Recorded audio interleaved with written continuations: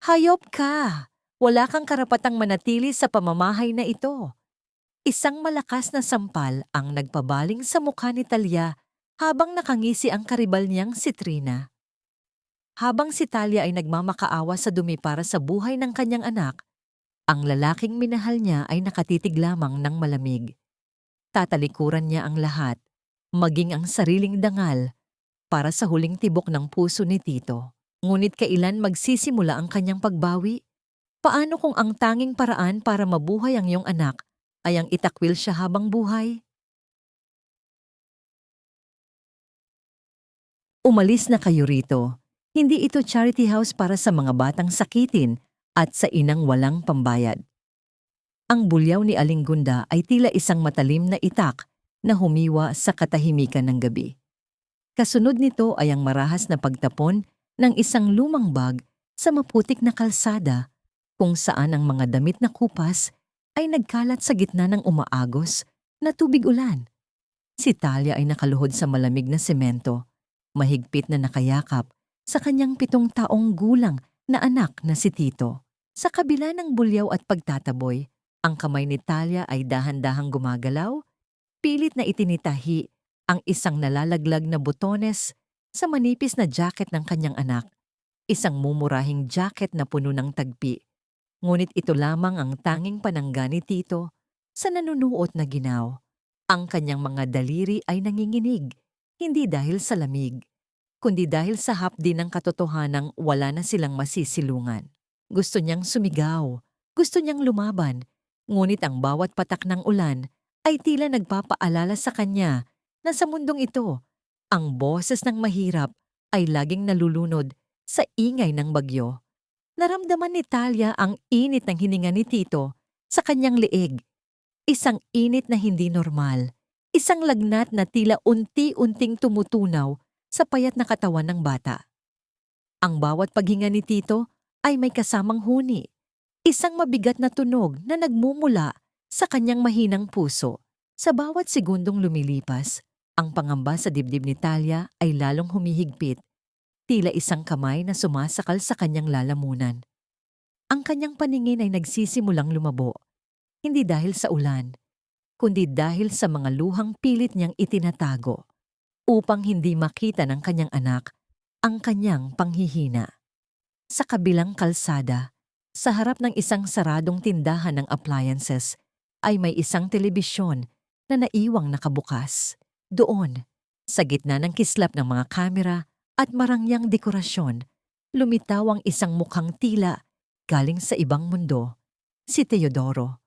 Ang mga brilyante sa kanyang cufflinks ay kumikinang, sumasalamin sa kapangyarihan at yaman na pag-aari nito. Ang kanyang tindig ay matuwid. Ang kanyang mga mata ay puno ng determinasyon habang ipinapahayag ang tagumpay ng kanyang bagong proyekto sa Cebu. 7 taon na ang nakalilipas. Ang mga matang iyon ay tumingin sa kanya nang may pagsinta sa ilalim ng buwan. Ngunit ngayon, tila isa na lamang itong malabong anino ng nakaraan. Naramdaman ni Talia ang pait sa kanyang dila. Paanong ang lalaking ito, na siyang dahilan ng bawat pintig sa puso ni Tito, ay nabubuhay sa rurok ng karangyaan habang ang kanilang anak ay nag-aagaw buhay sa lansangan. Ang kanyang lalamunan ay tila binabara ng mga tuyong abo. Isang malalim na kirot ang gumapang mula sa kanyang puso patungo sa kanyang mga kamay na dahan-dahang napakuyom. Ang bawat patak ng ulan sa kanyang mukha ay tila naging latigo, nagpapaalala sa kanya na ang kanyang pagsasakripisyo ay hindi sapat. Na ang kanyang pagmamahal, gaano man kadalisay, ay hindi kayang bayaran ang operasyong kailangan ng kanyang anak. Tumingin siya sa maputlang mukha ni Tito na kahit sa gitna ng sakit ay nagagawa pa rin ng ngumiti ng mahina. "Mama, don't cry. Okay lang po ako." Ang pabulong na sabi ng bata, na tila bawat salita ay isang malaking pasanin para sa kanyang munting dibdib. Ang boses na iyon, na puno ng inosenteng katatagan, ay ang huling pako na nagwasak sa natitirang pader sa loob ni Talia. Ang kanyang puso ay tila isang basong nahulog sa matigas na sahig. Nagkabasag-basag, hindi na mabubuo muli, at ang bawat piraso ay nanunuot sa kanyang laman. Isang desisyon ang nabuo sa gitna ng kanyang kawalan ng pag-asa. Isang desisyon na alam niyang magpapabago sa kanilang buhay o tuluyan silang lalamunin ng kadiliman. Bakit ba ang tadhana ay tila isang malupit na manunulat na ang tanging tinta ay ang luha ng mga taong wala nang mahihiling pa? Paano mo haharapin ang taong pumatay sa iyong pangarap kung siya rin ang tanging makakapagligtas sa buhay ng iyong anak? Tumayo si Talia, binuhat ang nanghihinang anak, at lumakad palayo sa madilim na eskinita. Ang kanyang mga hakbang ay mabigat, ngunit puno ng isang bagong uri ng apoy. Hindi siya papayag na mamatay si Tito, kahit na kailangan niyang luhuran ng mga taong yumapak sa kanyang pagkatao, gagawin niya. Kahit na kailangan niyang harapin ang lalaking kinalimutan na siya, hindi siya aatras. Sino ka para isipin na ang isang katulad mo ay karapat-dapat pumasok sa pintuang ito? Tingnan mo nga ang suot mo, mukhang basahan na pinulot lang sa baha. Ang boses ni Trina ay tila isang matalim na kuko na kumakalmot sa dangal ni Talia. Nakatayo siya sa gitna ng malawak na sala ng mansion ng mga Teodoro, kung saan ang mga chandelier na ginto ay naglalabas ng liwanag na sadyang nakakasilaw. Sa harap niya, si Trina ay nakaupo ng dekwatro, hawak ang isang baso ng mamahaling alak, habang ang bawat salita nito ay puno ng panghahamak. Si Talia ay nanatiling nakatayo. Ang kanyang mga kamay ay mahigpit na nakayapos sa isang lumang folder na naglalaman ng kanyang mga dokumento. Sa labas ng mansion, iniwan niya si Tito sa pangangangalaga ng isang matandang kapitbahay na pinangakuan niya ng huling sentimo sa kanyang bulsa. Ang kanyang puso ay tila isang ibon na nakakulong sa rehas ng kanyang mga rib. Mabilis ang tibok, puno ng takot, ngunit kailangang magpakatatag. Habang hinihila ni Trina ang kanyang buhok paitaas at tinitingnan siya mula ulo hanggang paa, ang tanging iniisip ni Talia ay ang mukha ng kanyang anak na unti-unting nanghihina. Para sa gamot ni Tito, kahit ang pinakamababang uri ng pang-aalipusta ay lulunukin niya ng buo, walang labis, walang kulang. Ang loob ng mansion ay mabango. Amoy ng mga bulaklak na galing pa sa ibang bansa at mga mamahaling pabango na hindi man lang magawang pangarapin ni Talia. Ngunit sa likod ng bango na yon, nararamdaman niya ang lamig ng mga pader na gawa sa marmol. Tila bawat sulok ng bahay na ito ay sumisigaw na hindi siya kabilang dito. Ang kanyang lalamunan ay tuyong-tuyo. Tila may mga tinik na nakabaon sa bawat paglunok niya ng laway. Nais niyang sumagot. Nais niyang sabihing siya ay isang marangal na tao. Ngunit ang bigat ng katotohanan siya ay walang-wala, ay nagpatahimik sa kanya. Ang katahimikan ni Talia ay hindi tanda ng pagsuko, kundi isang paraan ng pag-iipon ng lakas upang hindi tuluyang gumuho ang kanyang pagkatao sa harap ng babaeng ito. Kailangan ko po ng trabaho, ma'am. Kahit ano pong ipagawa niyo. Kahit maglinis ng banyo o maglampaso ng buong bahay niyo araw-araw, gagawin ko po. Ang pabulong na pagsusumamo ni Talia. Ang kanyang boses ay nanginginig. Tila isang munting apoy na pilit na binubuhay sa gitna ng malakas na hangin. Isang mapait na tawa ang kumawala sa mga labi ni Trina. Mabuti naman, at alam mo ang lugar mo. Kailangan ko ng yaya para sa anak ko. Isang yaya na marunong sumunod at hindi nagtatanong. Isang yaya na marunong tumingin sa sahig kapag kinakausap ng amo. Humakbang si Trina palapit kay Talia. Ang amoy ng kanyang pabango ay tila sumasakal sa hininga ng huli. Huwag mong iisiping dahil nandito ka, ay kapantay mo na kami. Ikaw ay anino lang sa bahay na ito. Maliwanag. Bago pa man makasagot si Talia, narinig ang tunog ng mabibigat na hakbang sa hagdan ng marmol. Isang tunog na tila bawat bagsak ng sapatos ay nagpapayanig sa mundo ni Talia. Lumitaw si Teodoro. Ang kanyang mukha ay seryoso, walang bakas ng emosyon, tila isang estatwa na sadyang nililok upang maging perpekto ngunit walang puso. Ang kanyang mga mata ay nakapokus sa mga papel na hawak niya, hindi man lang tinitingnan ng paligid. Teodoro, darling, look, may bago tayong yaya. Isang basahan na nagmakaawa sa gate. Ang malanding sabi ni Trina habang lumalapit sa lalaki at kumakapit sa braso nito. Tumigil si Teodoro sa paglalakad. Sandali niyang itinaas ang kanyang paningin. Ang mga matang iyon. Ang mga matang minsan ay tiningnan si Talia ng may init at pangako sa Cebu. Ay tumingin sa kanya ngayon nang walang kahit anong pagkilala. Tila isa lamang siyang dekorasyon sa gilid ng pader, isang gamit na walang halaga. Ang sakit na naramdaman ni Talia ay higit pa sa anumang sampal. Mas masakit ang hindi makilala ng taong naging dahilan ng iyong pinakamalaking kaligayahan at pinakamalalim na dusa. Siguraduhin mong malinis siya, Trina. Ayaw kong may dalang sakit ang kung sino-sinong pinapapasok mo rito. Ang malamig na sabi ni Teodoro bago muling naglakad patungo sa pinto. Ang kanyang boses ay tila yelo na dumadaloy sa mga ugat ni Talia. Pinapatigas ang kanyang dugo sa gitna ng matinding hiya. Tumalikod na si Teodoro, ang kanyang coat ay humahampas sa hangin habang mabilis na lumalayo. Ngunit nang makarating siya sa malapit sa pinto, isang hindi maipaliwanag na hangin ang umihip mula sa nakabukas na bintana. Nagdadala ng isang pamilyar na amoy mula sa kinatatayuan ni Talia. Ang amoy ng sariwang sampagita na hinaluan ng amoy ng ulan. Isang amoy na tanging si Talia lamang ang mayroon. Biglang napatigil si Teodoro. Ang kanyang balikat ay tumigas at ang kanyang mga kamay ay napahawak ng mahigpit sa kanyang briefcase. May isang bagay sa kanyang gunita ang tila nagising. Isang alaala ng isang gabing puno ng bagyo at isang babaeng ang balat ay kasing lambot ng mga talulot ng bulaklak. Dahan-dahan, tila may sariling isip ang kanyang katawan. Lumingon si Teodoro, pabalik kay Talia. Ang kanyang mga mata ay nanliit. Tinititigan ang nakayukong anyo ng babae. Pilit na hinahanap ang isang bagay na matagal na niyang ibinaon sa limot. Wait! Ang mahinang sabi ni Teodoro, na sapat na para mapatigil ang paghinga ni Talia. Bakit ba ang tadhana ay sadyang mapaglaro? Pinaglalapit ang dalawang pusong pilit na pinaghiwalay ng panahon at pagkakataon.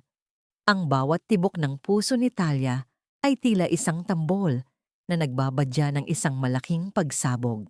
Makikilala ba siya ng lalaking ito sa gitna ng kanyang karukhaan? O ang amoy na yon ay magsisilbi lamang na paalala ng isang pagkakamali na ayaw na niyang balikan? Dahan-dahang itinaas ni Talia ang kanyang paningin at sa isang saglit, ang kanilang mga mata ay nagtagpo. Sa mga mata ni Teodoro ay may makikitang pagkalito at pagdududa, habang sa mga mata ni Talia ay naroon ang buong kwento ng kanyang paghihirap na pilit niyang itinatago sa likod ng mga pilat ng kanyang nakaraan. Tumalikod si Teodoro, ngunit ang kanyang isipan ay hindi natahimik. Sino ka ba talaga? Ang tanong na hindi lumabas sa kanyang bibig, ngunit umalingaw-ngaw sa katahimikan ng malawak na mansyon. Huwag mong ituring na tao ang sarili mo sa pamamahay na ito. Ikaw ay isang kagamitan lamang na binili ko para sa kaginhawaan ng aking pamilya. At ang gamit, kapag sira na o hindi na kailangan, ay itinatapon sa basurahan. Ang boses ni Doña Consuelo ay hindi kasing lakas ng bulyaw ni Trina, ngunit ang bawat salita nito ay tila dulo ng isang karayom na dahan-dahang itinutusok sa ilalim ng kuko ni Talia. Nakaupo ang matandang Donya sa kanyang tila tronong silya, habang si Talia ay nakaluhod sa malamig na sahig, hawak ang isang maliit na brush. Inutusan siya nitong linisin ang bawat dugtungan ng mga tile sa malawak na pasilyo, gamit lamang ang maliit na brisilyong iyon. Isang masakit na kirot ang gumapang sa likod ni Talia, ngunit hindi niya binitawan ang brush. Ang kanyang mga daliri ay namumula na at nagsisimulang manginig sa pagod. Sa bawat kuskus niya sa matigas na semento, ang tanging imaheng nakikita niya ay ang mukha ng kanyang anak na si Tito. Kahit na bawal, lula ng isang matinding takot at kawalan ng pag-asa, lalong dinala ni Talia ang anak sa mansion at itinago sa isang maliit at madilim na sulok ng quarters ng mga katulong. Alam niyang isang malaking sugal ang ginagawa niya, ngunit mas hindi niya kayang iwan ang anak na nahihirapan huminga sa tinitirhan nilang eskinita. Ang bawat patak ng pawis ni Talia na pumapatak sa sahig ay tila isang sakripisyo para sa susunod na dosis ng gamot ni Tito. Naiintindihan mo ba, Yaya? Dagdag ni Consuelo habang dahan-dahang humihigop ng mainit na tsaa. Ang kanyang mukha ay kasing kinis ng porselana. Walang kahit anong gatla ng awa. Tila isang maskara ng perpektong kabutihan na nagtatago ng isang pusong gawa sa bato. Oo po, Doña Consuelo. Ang halos pabulong na sagot ni Talia. Hindi siya tumitingin pa itaas. Alam niyang ang mga matang yon ng Donya ay naghahanap lamang ng kahit anong rason upang siya ay tuluyang durugin. Sa gitna ng kanyang paglilinis, narinig ni Talia ang isang mahinang ubo mula sa dulo ng pasilyo, malapit sa silid ng mga katulong. Ang kanyang puso ay tila tumalon sa kanyang lalamunan. Si Tito. Ang ubo na yon, na puno ng bigat at hirap, ay hindi maaring magkamali. Nagmadaling tumayo si Talia, kahit na ang kanyang mga tuhod ay tila gawa sa jelly sa sobrang panghihina. Saan ka pupunta? Hindi ka patapos sa iniutos ko. Ang mahigpit na pigil ni Consuelo, ang kanyang mga mata ay nanlilisik sa pagtataka. Paumanhin po, Donya. May nakalimutan lang po ako sa quarters. Ang nagkukumahog na sagot ni Talia bago mabilis na tumakbo palayo. Pagdating niya sa madilim na silid, nakita niya si Tito na nakahiga sa isang manipis na banig. Ang kanyang dibdib ay mabilis na tumataas baba. Ang bata ay pawis na pawis at ang kanyang mga labi ay nagsisimulang maging kulay ube. Sa takot ni Talia, agad niyang binuhat ang bata at hinubad ang basang t-shirt nito upang punasan ang manipis na katawan. Sa gitna ng kanyang pagmamadali, hindi niya napansin na bumukas ang pinto ng silid. Nakatayo doon si Doña Consuelo, ang kanyang anino ay mahaba at tila isang madilim na kumot na bumalot sa buong silid. Ang kanyang mukha ay puno ng pandidiri nang makita ang bata sa loob ng kanyang mansyon. Ngunit nang dahan-dahang lumingon si Talia habang karga ang anak, nahulog ang paningin ng Donya sa kanang balikat ni Tito. Doon, sa gitna ng maputlang balat ng bata, ay may isang kakaibang bura ng balat, isang hugis ng bituin na kulay kape. Isang marka na tanging ang mga lalaki lamang sa pamilyang Teodoro ang nagtataglay sa loob ng ilang henerasyon. Ang baso ng tsaa na hawak ni Consuelo ay dahan-dahang nanginig sa kanyang kamay. Ang kanyang mukha, na kanina ay maputi at mapagmataas, ay biglang nawalan ng kulay. Ang kanyang mga labi ay nanginig at ang kanyang mga mata ay lumaki sa tindi ng gulat at takot. Ang bawat hibla ng kanyang pagkatao ay tila nyanig ng isang katotohanang hindi niya mapaniwalaan. Anong ibig sabihin nito? Ang pabulong na tanong ni Consuelo. Ang kanyang boses ay tila isang hangin na nagmumula sa isang libingan. Hindi na niya naituloy ang sasabihin nang ang baso ay dahan-dahang madulas mula sa kanyang mga daliri at bumagsak sa sahig. Nagkabasag-basag sa libu-libong piraso ng bubog. Nayakap ni Talia si Tito ng mas mahigpit. Nararamdaman niya ang panganib na nagmumula sa matandang babae. Ang katahimikan sa silid ay tila isang bombang naghihintay na sumabog. Ang lihim na pilit niyang itinago sa loob ng 7 taon ay tila dahan-dahang hinuhukay ng matalim na tingin ng Donya. Bakit ba ang isang maliit na marka ay kayang magpabagsak sa isang imperyo?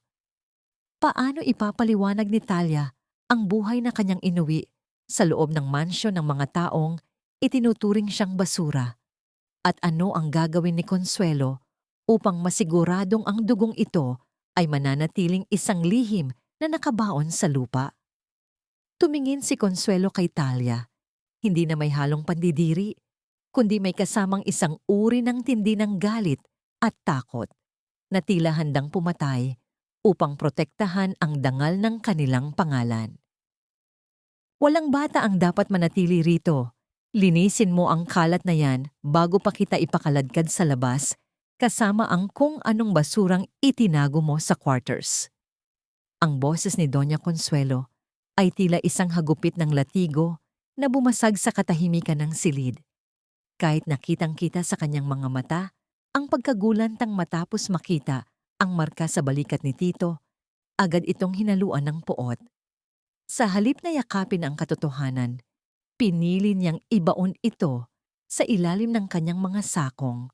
Inutusan niya si Talia na pulutin ang bawat piraso ng basag na baso gamit ang sarili nitong mga daliri, habang ang dulo ng kanyang mamahaling tsinelas ay halos tumapak na sa nanginginig na kamay ng yaya. Dahan-dahang pinulot ni Talia ang mga bubog. Ang matalim na gilid ng kristal ay bumaon sa kanyang balat. Nagiiwan ng maliliit na patak ng dugo sa sahig na marmol, ngunit hindi siya dumaing. Ang bawat hapdi sa kanyang daliri ay tila isang paalala na sa mundong ito, ang dugong mahirap ay kailangang dumanak upang hindi mabahiran ang pangalan ng mga makapangyarihan. Pagkatapos ng insidenteng yon, bilang parusa sa pagtatago ng bata, pinalipat siya ni Consuelo sa pinakamalayong bahagi ng mansion, ang malawak at masukal na hardin sa likuran, upang doon ay tumulong sa matandang hardinero. Doon sa gitna ng mga namumukadkad na rosas at luntiang halaman, nakilala ni Talia si Lolo Pedring. Ang matanda ay may isang mata lamang na nakakakita, at ang kanyang balat ay kasing tuyot ng balat ng kahoy, ngunit ang kanyang mga titig ay tila nakakabasa ng kaluluwa. Habang nagbubungkal ng lupa si Talia, tahimik lamang na nakatingin ang matanda. Ang bawat kilos ni Lolo Pedring ay tila may dalang kapayapaan, isang bagay na matagal nang hindi nararamdaman ni Talia. Minsan, ang mga halaman ay kailangang dumaan sa matinding bagyo para mas lalong tumibay ang kanilang mga ugat. Ang mahinang sabi ni Lolo Pedring habang dahan-dahang dinidilig ang mga orchid. Ngunit may mga lihim na kahit ibaon mo sa ilalim ng pinakamalalim na lupa, pilit pa ring susulpot para hanapin ang liwanag. Napahinto si Talia. Ang kanyang puso ay tila isang munting ibon na nanahimik sa sinabi ng matanda. Ano pong ibig ninyong sabihin, Lolo Pedring? Hindi sumagot ang matanda.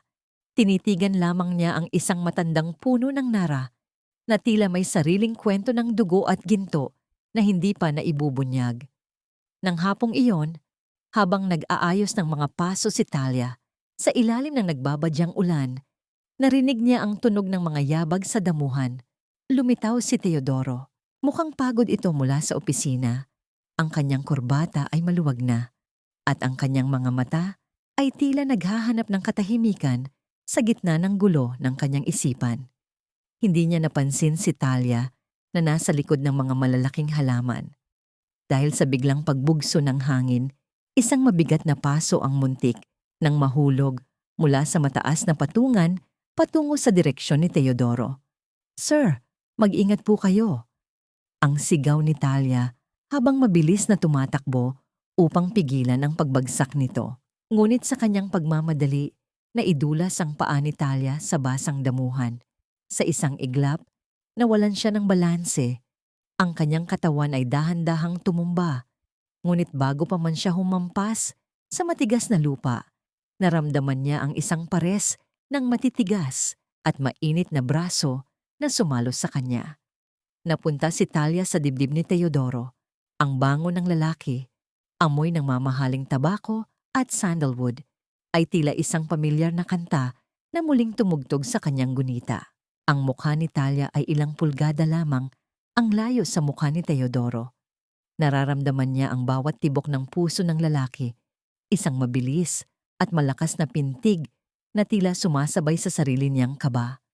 Ang mga mata ni Teodoro ay nakatitig sa kanya, hindi na nang may galit, kundi may kasamang isang uri ng matinding pagkalito at pagnanais na alalahanin ang isang bagay na matagal na niyang nawala. Sa sandaling iyon, ang mundo sa paligid nila ay tila tumigil sa pag-ikot. Ang ingay ng hangin at ang huni ng mga kuliglig ay naglaho. Naiwan lamang ang dalawang pusong pilit na kumakawala sa mga kadena ng nakaraan. Ang kamay ni Teodoro ay dahan-dahang humigpit sa bewang ni Talia. Tila ayaw na siyang pakawalan muli. Sino ka ba talaga? Ang pabulong na tanong ni Teodoro. Ang kanyang hininga ay mainit na humahaplos sa pisngi ni Talia. Bakit tuwing malapit ka, tila may isang bahagi ng puso ko na matagal nang patay ang muling tumitibok? Hindi nakasagot si Talia. Ang kanyang lalamunan ay tila binabara ng lahat ng mga salitang nais niyang sabihin. Nais niyang sumigaw, nais niyang umiyak sa kanyang bisig. Ngunit ang realidad ay tila isang malamig na pader na nakapag-itan sa kanila. Isang mahinang patak ng ulan ang bumagsak sa kanilang mga mukha. Ngunit wala sa kanila ang gustong kumilos. Ngunit sa itaas ng balkonahe ng mansyon, may isang pares ng mga matang nanonood. Nakatayo doon si Trina. Ang kanyang mga kamay ay nakakuyom hanggang sa mamuti ang kanyang mga buko-buko. Ang kanyang mukha ay tila isang maskara ng purong selos at galit. Ang bawat kislap ng brilyante sa kanyang kamay ay tila naging isang matalim na kutsilyo na handang pumatay upang hindi makuha ng iba ang kanyang pinaghirapang yaman at posisyon. Paano lalaban ng isang yaya sa kapangyarihan ng isang babaeng handang sunugin ang buong mundo para lamang sa kanyang ambisyon? Ano ang gagawin ni Trina upang masiguradong ang init ng sandaling iyon sa hardin ay maging isang abo ng puot at paghihiganti? Dahan-dahang lumayo si Talia, iniwan si Teodoro na nakatayo sa gitna ng ulan, habang ang anino ng nakaraan ay tila lalong humahaba at nagiging madilim.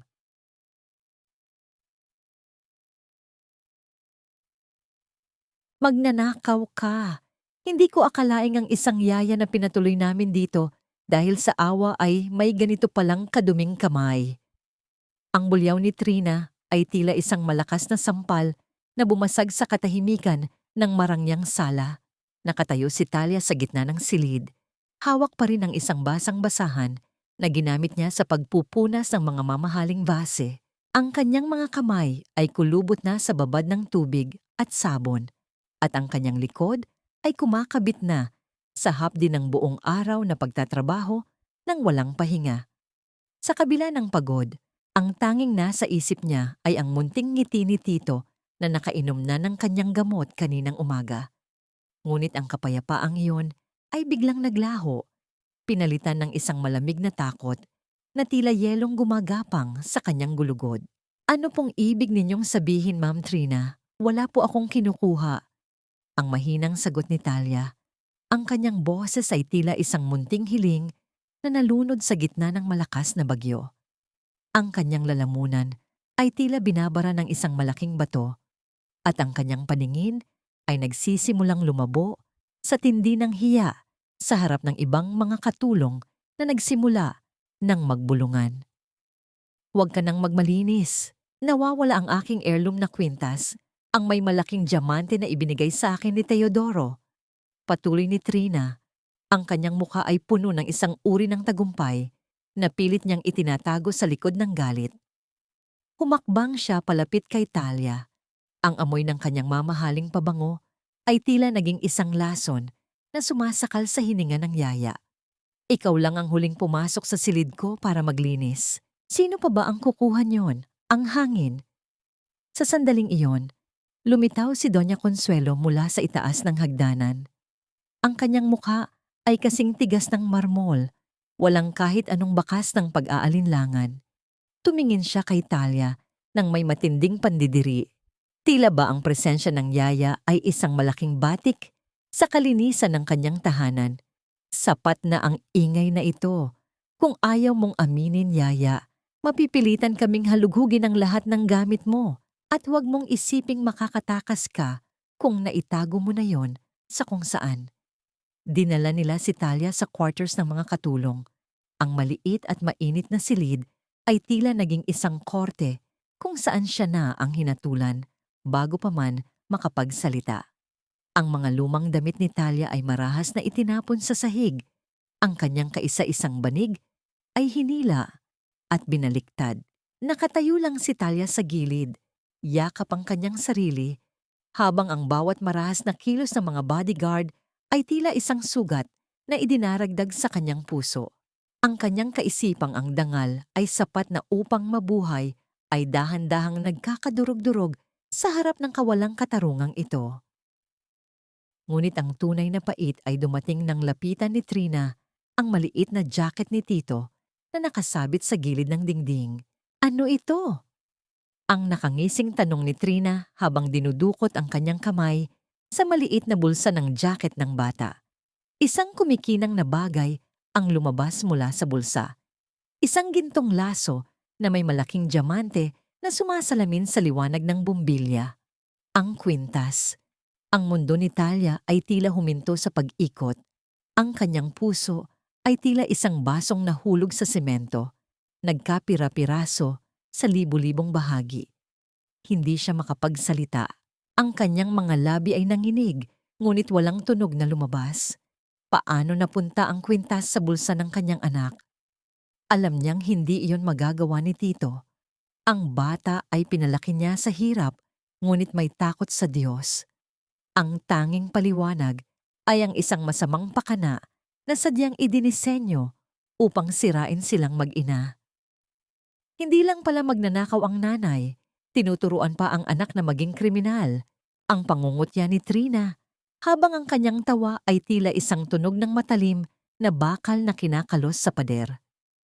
Lumingon si Talia kay Doña Consuelo, nagbabasakali na may kahit katiting na awa sa mga mata nito. Ngunit ang nakita niya ay ang isang malamig na ngiti ng tagumpay. Ito na ang huling pagkakataon mo, Talia. Magnanakaw ka sa loob ng aking bahay at ginamit mo pa ang sarili mong anak bilang kasabwat. Sa sulok ng silid, nagising si Tito dahil sa ingay. Ang bata ay tumingin sa kanyang ina nang may takot at kalituhan. Ang kanyang mga mata ay puno ng luha. Mama, anong nangyayari? Wala po akong kinuha, Mama. Ang pabulong na iyak ng bata na tila bawat salita ay isang saksak sa dibdib ni Talia. Lumapit si Talia at niyakap ng mahigpit ang anak. Pilit na itinatago ang mukha nito sa kanyang dibdib upang hindi makita ang kalupitan ng mga taong nasa harap nila. Ang kanyang katawan ay nanginginig sa tindi ng emosyon, galit, sakit at isang matinding pagnanais na protektahan ang kanyang anak laban sa mundong sadyang mapang-api. Bakit ba ang tadhana ay sadyang malupit sa mga taong wala ng ibang sandata, kundi ang kanilang katapatan? Ang tanong na umalingaw-ngaw sa isipan ni Talia, habang ang bawat patak ng kanyang luha ay pumapatak sa buhok ni Tito. Paano mo ipapaliwanag ang katarungan sa isang batang ang tanging alam ay magmahal, kung ang mismong mga taong dapat ay maging huwaran ay sila pang nagtatanim ng kasamaan? Tumayo si Talia. Ang kanyang mga mata ay nag-aalab na sa gitna ng kanyang pag-iyak. Tumingin siya ng diretso kay Trina at Consuelo. Maaari ninyo akong tawaging mahirap. Maaari ninyo akong tawaging basahan. Ngunit huwag na huwag ninyong madadamay ang anak ko sa inyong mga kasinungalingan. Ngunit ang kanyang boses ay tila isang munting bulong lamang sa harap ng nagbabadyang hatol. Ang bawat hakbang ni Doña Consuelo palapit sa kanya ay tila isang pasya na hindi na mababago. Isang pasya na magpapalayas sa kanila patungo sa madilim na kalsada, kung saan ang buhay ni Tito ay mas lalong malalagay sa panganib. Bakit mo ako tinititigan ng ganyan, bata? Hindi mo ba alam na bawal ang mga estranghero sa bahaging ito ng mansyon? Ang boses ni Teodoro ay malalim at baritono. Isang tunog na tila nagmumula sa kailaliman ng isang masukal na kagubatan. Nakatayo siya sa veranda, nakatanaw sa malawak na hardin kung saan ang mga rosas ay dahan-dahang hinahalikan ng hamog ng umaga. Sa harap niya, nakatayo ang isang maliit na batang lalaki. Si Tito. Ang bata ay payat. Ang kanyang balat ay tila papel sa kaputian. Ngunit ang kanyang mga mata ay nagniningning sa isang uri ng talino at katapangan na hindi pangkaraniwan para sa kanyang edad. Hindi kumurap si Tito. Sa halip na matakot sa matangkad at makapangyarihang lalaki sa kanyang harap. Dahan-dahan niyang itinaas ang kanyang kamay na hawak ang isang maliit na laruang gawa sa kahoy. Isang barko na sadyang nililok ni Lolo Pedring. Hindi po ako estranghero. Ako po si Tito. At ang sabi ni Mama, ang mga taong may mabigat na kilay ay madalas pong pagod lang. Kaya hindi po ako dapat matakot sa inyo. Ang mahinang sagot ng bata na may kasamang isang munting ngiti na tila sumisira sa yelong nakabalot sa puso ni Teodoro. Isang kakaibang kurot ang naramdaman ni Teodoro sa kanyang dibdib. Habang tinititigan niya ang bata, tila may isang salamin sa harap niya na nagpapakita ng kanyang sariling kabataan. Ang paraan ng pagtayo ni Tito, ang pagkiling ng kanyang ulo kapag nag-iisip, at ang pagkuskos ng kanyang hintuturo sa kanyang kanang kilay. Lahat ng yon ay mga gawi na tanging si Teodoro lamang ang nakakaalam na pag-aari niya.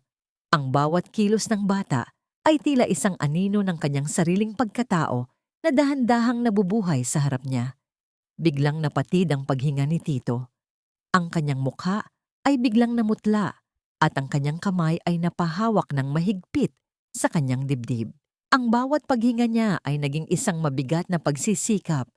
Tila may isang malaking bato na nakadagan sa kanyang munting puso. Nawalan siya ng balanse at dahan-dahang natumba patungo sa matigas na semento ng veranda. Bata! Ang sigaw ni Teodoro na may kasamang bilis na hindi niya akalaing taglay pa niya. Mabilis niyang binuhat si Tito bago pa man tumama ang ulo nito sa sahig. Naramdaman ni Teodoro ang kasinggaan ng balahibo na katawan ng bata at ang init ng lagnat na tila nanunuot sa kanyang sariling balat.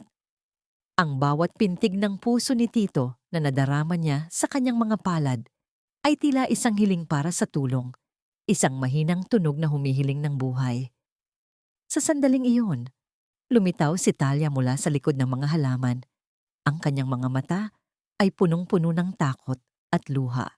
Ang kanyang puso ay tila tumalon sa kanyang lalamunan nang makita ang kanyang anak sa bisig ng lalaking naging dahilan ng kanyang lahat ng pangarap at dusa.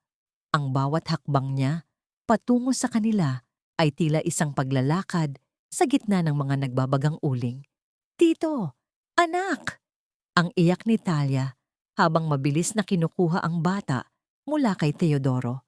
Niyakap niya si Tito ng napakahigpit. Pilit na ibinibigay ang sarili niyang hininga sa anak. Ang kanyang mga balikat ay nayayanig sa tindi ng emosyon. Ang bawat patak ng kanyang luha ay pumapatak sa mukha ni Tito na tila isang dalangin na pilit na inaabot ang langit. Nananatiling nakatayo si Teodoro. Ang kanyang mga kamay ay nanginginig pa rin mula sa pagbuhat sa bata. Tinitigan niya si Talia, ang babaeng inakusahan ng pagnanakaw, ang babaeng itinuring nilang basura sa loob ng mansyon. Ngunit sa pagkakataong ito, hindi galit ang nararamdaman niya. Isang matinding pagkalito ang bumabalot sa kanyang isipan. Ang bawat alaala ng gabi sa Cebu ay tila dahan-dahang nagkakapira-piraso at nabubuo muli sa kanyang gunita. Ang amoy ng sampagita, ang lambot ng balat, at ang pusong tumitibok ng mabilis. Lahat ng iyon ay tila nagtatagpo sa anyo ni Talia at ng batang nasa kanyang bisig. "Talia!" Ang pabulong na tawag ni Teodoro. Ang kanyang boses ay tila isang hangin na nagdadala ng lahat ng kanyang mga katanungan. Humakbang siya palapit. Ang kanyang mga mata ay nanunuot sa bawat reaksyon ng mukha ni Talia. Bakit tuwing tinititigan ko ang batang yan, tila nakikita ko ang sarili ko? Bakit ang bawat kilos niya ay tila isang kanta na ako lang ang nakakaalam ng tono? Lumingon si Talia kay Teodoro. Ang kanyang mga mata ay nagniningning sa gitna ng dilim ng kanyang paghihirap. Hindi na niya kayang itago ang sakit. Ang bawat piraso ng kanyang lihim ay tila dahan-dahang natutunaw sa init ng titig ng lalaki. "Isang yaya lang po ako sa bahay na ito, Sir Teodoro. Wala po kaming halaga sa inyo." Ang pait na sagot ni Talia habang dahan-dahang tumatayo at buhat ang nanghihinang anak. Ngunit hinawakan ni Teodoro ang kanyang braso. Isang mahigpit, ngunit banayad na pagkakahawak na tila ayaw na siyang pakawalan. Ang katahimikan sa hardin ay naging kasing bigat ng 1,000 toneladang bakal. Ang bawat hininga nila ay tila naglalaban sa gitna ng tensyon. Huwag kang magsinungaling sa akin, Talia. Nakikita ko ang katotohanan sa mga mata mo at nararamdaman ko ito sa bawat pintig ng puso ko. Ang mariing sabi ni Teodoro. Ang kanyang boses ay puno ng awtoridad, ngunit may kasamang pakiusap. Bakit ba ang katotohanan ay laging sumusulpot sa mga sandaling hindi mo inaasahan? Paano mo itatago ang isang buhay na ang bawat hibla ay nagmula sa taong nasa harap mo? Tumingin si Teodoro ng diretso sa mga mata ni Talia. At ang sumunod na tanong ay tila isang kidlat na bumasag sa lahat ng pagpapanggap. Sino ang ama ng batang ito, Talia? Kaninong dugo ang dumadaloy sa mga ugat niya na tila tumatawag sa akin? Ang bawat hibla ng pagkatao ni Talia ay nyanig. Ang kanyang lihim ay tila isang pader na dahan-dahang gumuho. Iniiwan siyang hubot-hubad sa harap ng katotohanan. Huwag mong isiping dahil lamang sinalo ka niya sa hardin ay magiging bahagi ka na ng mundong ito. Ang isang basahan, gaano man kaputi ang labada, ay mananatiling pampunas lamang ng dumi. Ang boses ni Trina ay tila isang malat na bulong na punong-puno ng lason habang nakatayo siya sa tapat ni Talia sa loob ng malawak na labahan. Habang nagsasalita ang dalaga, si Talia ay nakayuko. Ang kanyang mga kamay ay babad sa malamig na tubig. Pilit na kinukuskos ang isang mantsa sa mamahaling bestida ni Trina. Ang bawat hapdi sa kanyang mga daliri ay tila isang paalala na sa bahay na ito. Ang kanyang tanging halaga ay ang kanyang paghihirap. Ang kanyang puso ay tila isang piraso ng papel na dahan-dahang pinupunit, tahimik, masakit, at hindi na maibabalik sa dati. Ma'am, ginagawa ko lang po ang trabaho ko. Ang pabulong na sagot ni Talia, ang kanyang boses ay tila isang munting hiling na naglaho sa gitna ng ingay ng bumubuhos na tubig mula sa gripo. Isang mapait na ngisi ang gumuhit sa mga labi ni Trina. May isang plano na siyang nabuo sa kanyang isipan, isang patibong na tuluyang sisira sa imahe ni Talia sa harap ni Teodoro. Inutusan niya ang yaya na dalhin ang isang baso ng mainit na kape sa library, kung saan alam niyang nagtatrabaho si Teodoro ng mag-isa. Pagpasok ni Talia sa silid, sadyang humarang si Trina sa pintuan, dahilan upang matabig ang baso at tumapon ng mainit na likido sa suot na puting polo ni Teodoro. Diyos ko! Talia, ano ang ginawa mo? Ang sigaw ni Trina na tila isang sirena na nagbabala ng panganib. Mabilis niyang hinila si Talia at pilit na idinikit sa dibdib ni Teodoro, habang siya naman ay nagsimulang sumigaw ng saklolo. Tulog! Ang babaeng ito, pilit na inaakit si Teodoro sa harap ko. Nakita ko siyang humahawak sa braso ni Teodoro. Ang ingay ay naging hudyat para pumasok si Doña Consuelo kasama ang ilang mga katulong. Ang eksenang nakita nila ay tila isang malinaw na ebidensya. Si Talia na nakahawak sa polo ni Teodoro, habang ang huli ay mukhang nagulat at naguluhan. Ang bawat titig ng mga tao sa paligid ay tila naging mga matatalim na kutsilyo na humihiwa sa dangal ni Talia. Sapat na ito. Ang bulyaw ni Doña Consuelo, ang kanyang boses ay puno ng awtoridad na hindi matatawaran. Talia, binalaan na kita.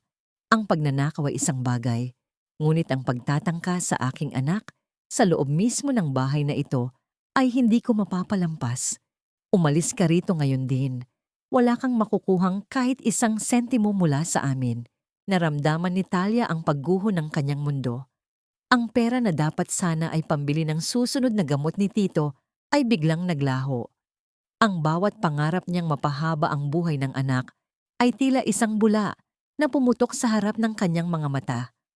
Ang kanyang lalamunan ay tila binabara ng lahat ng kanyang mga protesta, ngunit alam niyang walang makikinig sa isang yaya na ang tanging sandata ay ang katotohanan.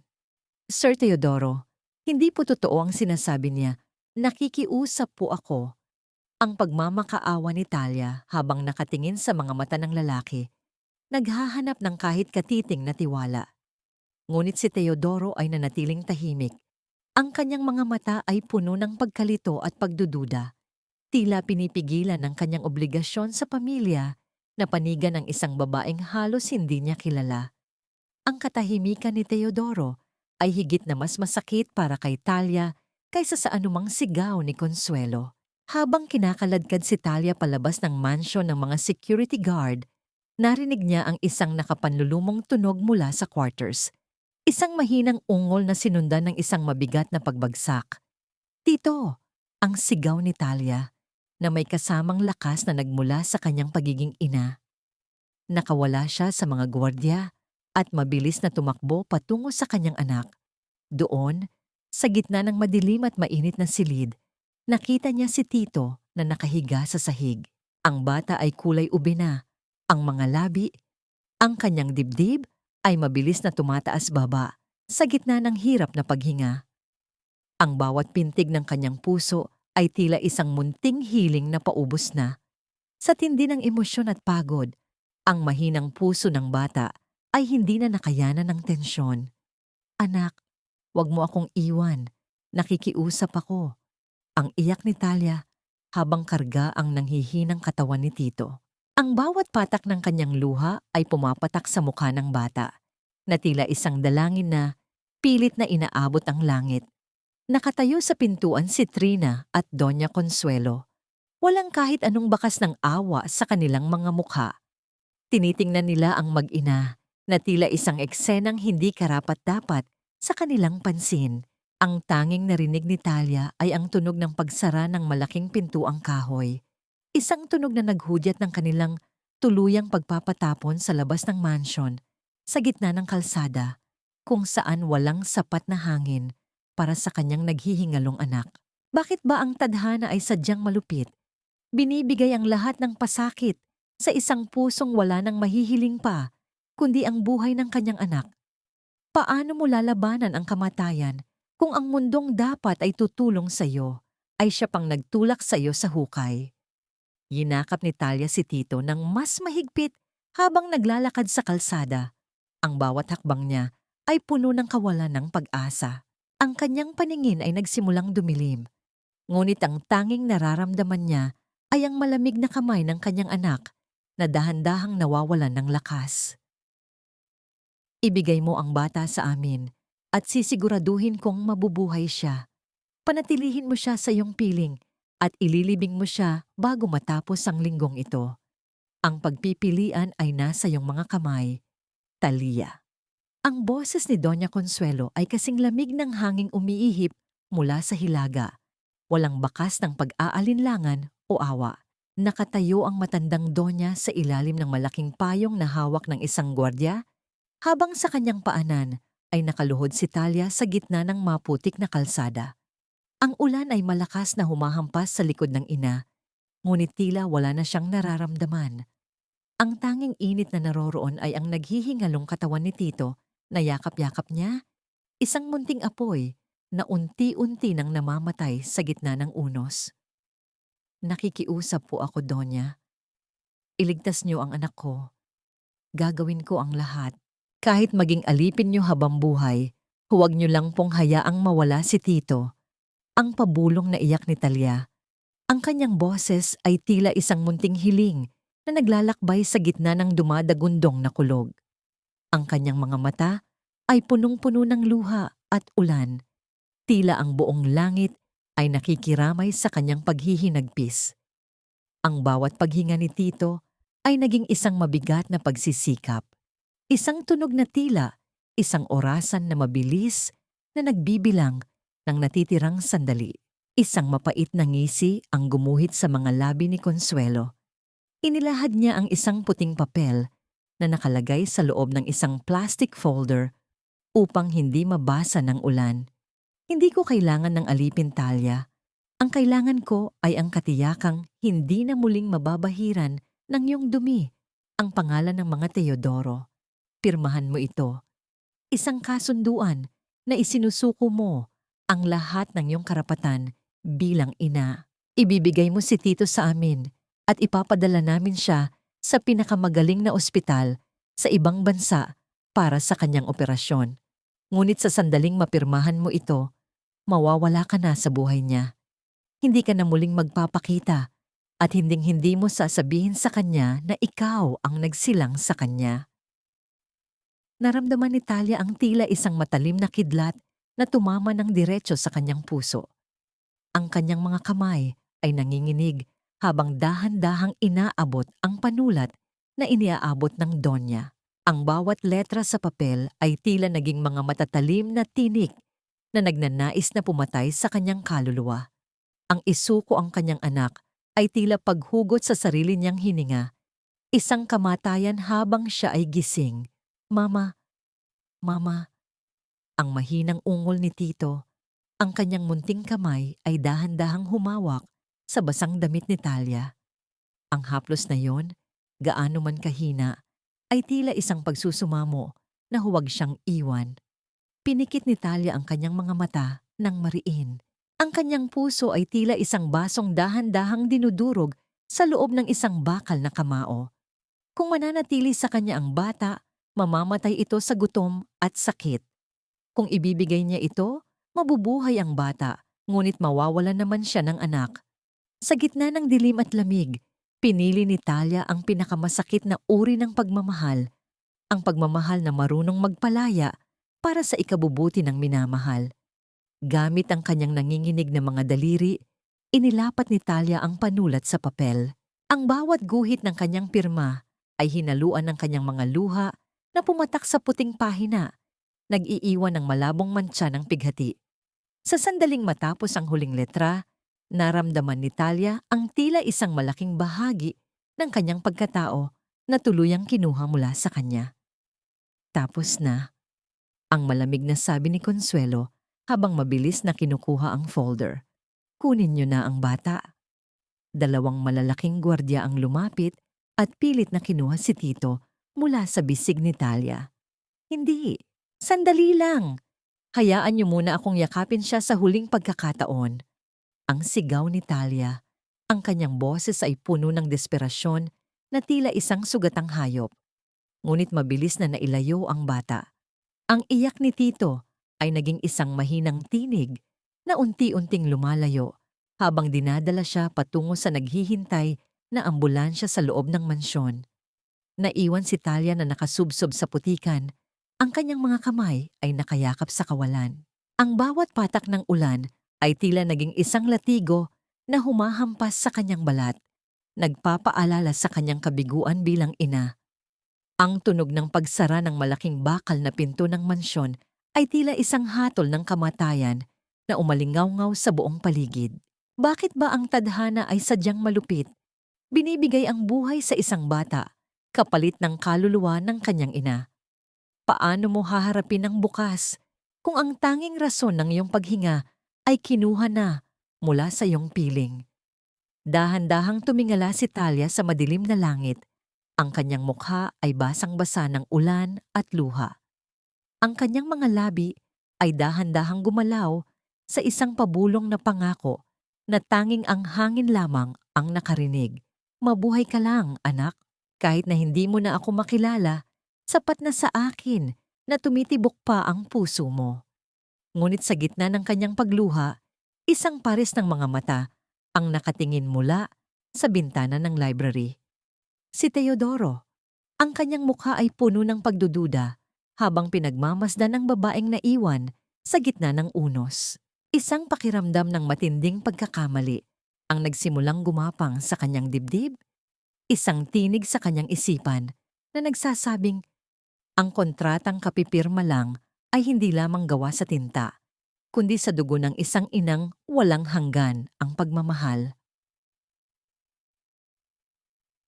Ang katotohanan ay hindi laging matatamis na salita, Teodoro. Minsan, ito ay isang malalim na sugat na kailangang buksan muli upang tuluyang gumaling ang buong pagkatao. Ang boses ni Lolo Pedring ay mahina, ngunit punong-puno ng bigat, habang nakatayo siya sa loob ng library ni Teodoro. Ang matanda ay may hawak na isang lumang kahon na gawa sa nara, amoy alikabok at lumang papel. Tila isang kayamanan na matagal nang ibinaon sa limot. Nakatayo si Teodoro sa tapat ng bintana, pinagmamasdan ng basang kalsada kung saan huling nakita ang nakaluhod na anyo ni Talia. Ang bawat patak ng ulan sa salamin ay tila naging mga luha ng babaeng kanyang pinagtabuyan, isang imaheng hindi maalis-alis sa kanyang balisa na isipan. Lolo Pedring, hindi ko na alam kung ano ang paniniwalaan ko. Ang pabulong na sagot ni Teodoro. Ang kanyang boses ay tila pagod na pagod. Ang sabi ni Mama, siya ay isang mapagpanggap na babae. Ang sabi ni Trina, isa siyang magnanakaw. Ngunit ang puso ko ay tumitibok ng kakaiba tuwing naririyan siya. At ang batang yon, si Tito. Inilapag ni Lolo Pedring ang kahon sa mesa ni Teodoro. Noong gabing yon sa Cebu, 7 taon na ang nakalilipas. Hindi lamang ikaw ang naging biktima ng pagkakataon. May mga matang nakakita sa bawat kilos at may mga kamay na nakapulot sa mga alaala. Dahan-dahan niyang binuksan ang kahon. Sa loob nito ay may isang lumang Polaroid na larawan. Isang larawan ni Talia noong siya ay mas bata pa, suot ang uniforme ng resort at hawak ang isang bungkos ng sampagita. Nakita ko ito sa silid ng iyong ina. Itinago sa ilalim ng mga lumang dokumento na dapat ay matagal nang sinunog. Kinuha ni Teodoro ang larawan. Ang kanyang mga kamay ay nanginig nang makita ang mukha ni Talia. Ang parehong mga mata. Ang parehong mahiyaing ngiti na tila isang pamilyar na kanta na muling tumunog sa kanyang gunita. Ang bawat hibla ng kanyang pag-aalinlangan ay tila dahan-dahang natutunaw. Sa ilalim ng larawan ay may isang maliit na piraso ng papel. Isang resibo mula sa ospital sa Cebu. 7 taon na ang nakalilipas na may pangalan ni Talia at ang petsa ng kapanganakan ni Tito. Bakit ito itinatago ni Mama? Ang tanong ni Teodoro. Ang kanyang boses ay puno ng pait at galit na nagsisimulang mag-alab sa kanyang dibdib. Dahil ang katotohanan ng pinakamalaking banta sa kapangyarihan ng mga Teodoro. Ang mariing sagot ni Lolo Pedring. Ngunit hindi lang yan, Teodoro. May higit pang masama na nangyayari sa likod ng iyong mga mata. Ang pagsusuri sa dugo na ipinagawa ng iyong ina, ang DNA test na nagsasabing hindi mo anak si Tito. May mali doon. Hindi na nag-aksaya ng panahon si Teodoro. Nilisan niya ang mansyon sa gitna ng kadiliman, dala ang galit na tila isang nagbabagang uling sa kanyang puso. Nagtungo siya sa laboratoryong pag-aari ng pamilya, kung saan isinagawa ang DNA test ni Tito bago ito ipadala sa ibang bansa. Ginamit niya ang kanyang awtoridad bilang pinuno ng kumpanya upang buksan ang mga digital na archive na tanging siya lamang ang may access. Ang katahimikan sa loob ng computer room ay tila isang malaking pasanin. Ang tanging naririnig ay ang mahinang tunog ng bawat pag-click ni Teodoro sa mouse at ang mabilis na paghinga niya sa gitna ng tensyon. Ang liwanag mula sa screen ay nagpapakita ng mga listahan ng mga pasyente at ang kanilang mga resulta. Nahanap niya ang file ni Tito. Ang pangalan ng bata ay naroroon, ngunit nang buksan niya ang orihinal na raw data mula sa makina, bago ito iproseso sa pinal na report, nakita niya ang isang bagay na nagpatigil sa pintig ng kanyang puso. May 2 magkaibang resultang nakarehistro sa parehong oras. Ang isa ay negatibo, ang report na ibinigay sa kanya ni Doña Consuelo. Ngunit ang isa pa, ang orihinal na data na hindi pa nababago, ay nagpapakita ng 79.9% probability of paternity. Isang matinding pait ang lumabas mula sa lalamunan ni Teodoro. Ang kanyang mga kamay ay napahawak ng mahigpit sa gilid ng mesa hanggang sa mamuti ang kanyang mga buko-buko. Ang katotohanan ay tila isang malakas na sampal na gumising sa kanyang natutulog na kaluluwa. Ang sarili niyang ina ang pumatay sa kanyang kaligayahan. Ang sarili niyang ina ang naging dahilan kung bakit ang kanyang anak ay nag-aagaw buhay at ang ina nito ay nagdurusa sa putikan. Traidor! Ang pabulong na sabi ni Teodoro. Ang kanyang boses ay puno ng puot na hindi na mapipigilan. Niloko niyo ako. Pinatalikod niyo ako sa sarili kong dugo. Dahan-dahan niyang tiningnan ang huling log sa system. Isang entry ang nagpakita na ang report ay binago ng isang admin account gamit ang pangalan ni Trina. Ang sabwatan ay malinaw na tila sikat ng araw sa umaga. Ang bawat piraso ng puzzle ay nagtagpo na. At ang larawang nabuo ay isang kwento ng kataksilan at kasamaan na higit pa sa kanyang inakala. Bakit ba ang mga taong pinagkakatiwalaan mo ang siya pang magbabaon sa iyo sa hukay ng kasinungalingan? Paano mo itatama ang isang pagkakamaling naging dahilan ng pagkawala ng kaisa-isang inang nagmahal sa iyo nang walang kapalit? Tumayo si Teodoro. Ang kanyang mga mata ay nag-aalab na sa gitna ng dilim.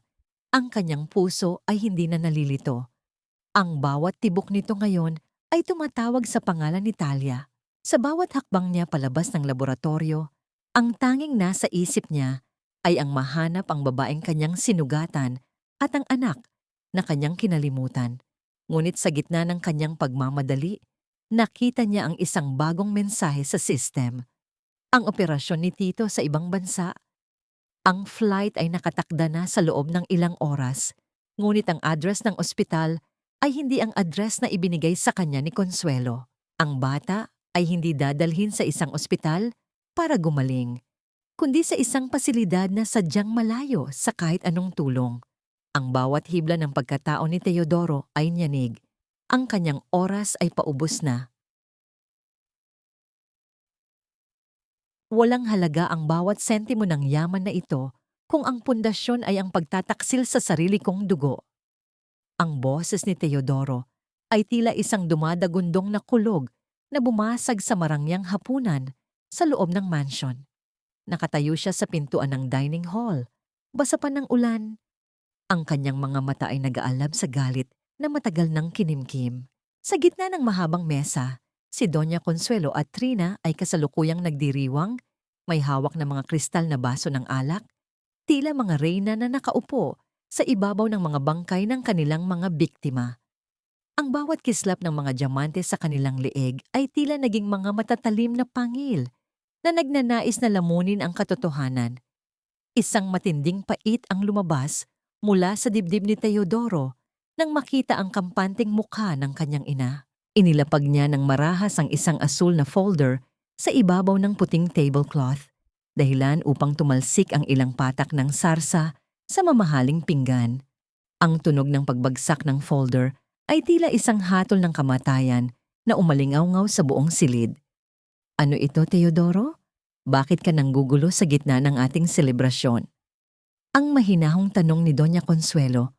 Ang kanyang boses ay tila isang malambot na seda na nagtatago ng isang matalim na patalim. Huwag kang magpadala sa emosyon mo para sa isang yaya na wala namang ibang ginawa kundi lokohin ka. Lokohin. Sino ba talaga ang manloloko sa bahay na ito, Mama? Ang pasigaw na sagot ni Teodoro. Ang kanyang mga kamay ay nanginginig sa tindi ng puot. Binasa ko ang orihinal na DNA results. Alam ko na ang ginawa niyo ni Trina. Alam ko na ang bawat kasinungalingang itinanim niyo sa isipan ko para lamang itakwil ko ang sarili kong anak. Ang mukha ni Trina ay biglang nawalan ng kulay, tila isang pintura na dahan-dahang natutunaw sa ilalim ng init ng araw. Ang baso ng alak sa kanyang kamay ay dahan-dahang nanginig. Naglalabas ng maliliit na alon na tila sumasalamin sa kanyang takot. Teodoro, darling, hindi iyan totoo. Isang pagkakamali lang ang nakita mo. Huwag mo akong matawag-tawag na darling Trina. Alam ko na ang bawat pagbabago sa system na ginawa mo. Ang putol ni Teodoro, ang kanyang boses ay puno ng pandidiri. At ikaw, Mama, paano mo nagawang itapon ang sarili mong apo sa isang pasilidad na sadyang malayo sa tulong? Paano mo na itago ang pagkatao ni Talia gayong alam mong siya ang babaeng kasama ko sa Cebu? Tumayo si Doña Consuelo. Ang kanyang tindig ay matuwid at puno ng pagmamataas. Tila hindi natitibag ng anumang bagyo. Ginawa ko ang lahat para sa iyo. Para sa dangal ng mga Teodoro, hindi karapat-dapat ang isang anak ng katulong na magmana ng ating imperyo. Ang dugong mahirap ay mananatiling dumi sa ating kasaysayan. Sa sandaling iyon, bumukas ang malaking pintuan sa likuran ni Teodoro. Pumasok si Talia, ang kanyang mga damit ay punong-puno ng putik at basa ng ulan, ngunit ang kanyang mga mata ay may dalang isang uri ng liwanag na hindi kayang abutin ng yaman ng mga Teodoro. Ang bawat hakbang niya sa sahig na marmol ay nag-iiwan ng mantsa, tila isang paalala na ang katotohanan ay hindi kailanman magiging malinis sa mata ng mga makapangyarihan. Nang magtagpo ang mga mata ni Teodoro at Talia, ang mundo sa paligid nila ay tila naglaho. Ang bawat hapdi ng nakaraan, ang bawat luhang pumatak, at ang bawat panalangin ay tila nagtagpo sa isang saglit ng pagkilala. Ang puso ni Teodoro ay tila isang basong muling nabuo, ngunit puno ng mga bitak ng pagsisisi. Talia, patawarin mo ako. Ang pabulong na sabi ni Teodoro. Ang kanyang boses ay nanginginig sa tindi ng emosyon. Niloko ako ng sarili kong pamilya. Itinago nila sa akin ang katotohanan tungkol kay Tito. Hindi sumagot si Talia. Ang kanyang lalamunan ay tila binabara ng lahat ng kanyang mga dusa, ngunit ang kanyang tingin ay nanatiling nakapako kay Doña Consuelo. Nasaan ang anak ko? Nasaan si Tito? Sabi niyo ay dadalhin niyo siya sa ospital. Nasaan siya? Ang sigaw ni Talia, ang kanyang boses ay puno ng desperasyon ng isang ina na wala ng kinatatakutan. Isang mapait na tawa ang kumawala sa mga labi ni Consuelo. Masyado na kayong huli. Ang ambulansya ay matagal nang nakaalis at ang address na ibinigay ko, isang lumang bodega iyon sa labas ng lungsod. Doon mananatili ang bata hanggang sa tuluyan siyang malimutan ng mundong ito. Ang bawat hibla ng pagkatao ni Teodoro ay niyanig. Ang kanyang galit ay naging isang malamig na determinasyon. Tumingin siya ng diretso sa kanyang ina. Ang kanyang mga mata ay hindi na naghahanap ng pagmamahal, kundi katarungan. Mula sa sandaling ito, hindi mo na ako anak. Isinusuko ko ang lahat ng aking mana. Isinusuko ko ang pangalang Teodoro. Ang tanging mahalaga sa akin ay ang mahanap si Tito at mabuo ang pamilyang sinira mo. Hinawakan ni Teodoro ang kamay ni Talia, isang mahigpit at mainit na pagkakahawak na tila isang pangako ng kaligtasan. Ang bawat pintig ng kanilang mga puso ay tila naging isa sa gitna ng panganib. Tumalikod sila sa marangyang hapunan. Iniwan ang dalawang babaeng tila mga estatwa ng kasamaan sa gitna ng kanilang gintong kulungan. Ngunit habang papunta sila sa sasakyan, narinig nila ang tunog ng isang mabilis na pag-alis ng sasakyan mula sa likod ng mansyon, si Trina. Ang babae ay hindi papayag na matalo ng ganoon na lamang. Sa kanyang kamay ay hawak niya ang susi ng isang lihim na plano, isang huling pagtatangka upang masiguradong ang katotohanan ay muling mabababaon sa dilim. Bakit ba ang tadhana ay sadyang mapaglaro? Binibigay ang liwanag, ngunit may kasunod na mas malalim na dilim. Paano hahabulin ni Teodoro at Talia ang oras kung ang bawat segundo ay tila isang bala na nagbabantay sa puso ni Tito? Ang sasakyan ni Teodoro ay mabilis na umarangkada sa gitna ng bagyo. Ang bawat hampas ng wiper sa salamin ay tila isang tibok ng pusong nagmamadali. Ang tanging gabay nila ay ang munting hiling na sana ay tumitibok pa ang puso ng batang kanilang hinahanap. Hinding-hindi niyo makukuha ang batang yon kung hindi siya mapapa sa akin ang kayamanan ng mga Teodoro. Mas mabuting mawala na rin siya sa mundong ito. Ang boses ni Trina ay tila isang matinis na tili ng isang taong tuluyan nang nilamon ng kawalan ng katinoan. Nakatayo siya sa gitna ng madilim at abandonadong bodega. Ang tanging liwanag ay nagmumula sa mga kidlat na gumuguhit sa langit. Sa likuran niya, sa ibabaw ng isang malamig at kinakalawang na kama, ay nakahiga si Tito. Ang bata ay halos hindi na gumagalaw. Ang bawat hininga ay naging isang pabulong na hiling sa hangin. Ang paligid ay amoy amag at kalawang, isang lugar na sadyang malayo sa karangyaan ng mansyong kinagisnan ni Teodoro. Mabilis na pumasok sina Teodoro at Talia. Ang kanilang mga yabag sa basang semento ay tila ba naghuhula ng isang malaking pagsabog. Nang makita ni Talia ang kanyang anak, isang matinding sakit ang dumaan sa kanyang buong pagkatao. Ang kanyang puso ay tila isang basong pinipiga ng isang bakal na kamay. Gusto niyang tumakbo. Gusto niyang yakapin ang kanyang anak. Ngunit ang matalim na dulo ng isang pirasong bakal na hawak ni Trina ay nakatutok sa direksyon ng bata. Trina, bitawan mo ang bakal na yan. Tapos na ang laban na ito. Alam na ng mga awtoridad ang lahat ng ginawa niyo ni Mama. Ang sigaw ni Teodoro.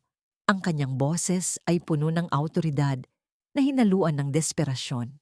Humakbang siya palapit. Ang kanyang mga mata ay nanunuot sa bawat galaw ng babaeng dati niyang inakalang magiging katuwang sa buhay.